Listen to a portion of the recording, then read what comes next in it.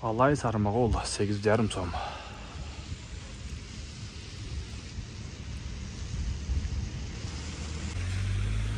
Assalamu alaikum. Жалпы бизден каналдын көрүүчүлөрү жана катталуучулары амансыздарбы? Бүгүнкү число 9-декабрь 2023 жыл. Туугандар, кар өтө сонун жаап атат. Буюрса көмүрдүн багалары сурадык. Ушул кара кече 11 сомдон экен туугандар. Кара кече 11 сомдон экен. Ал эми Алай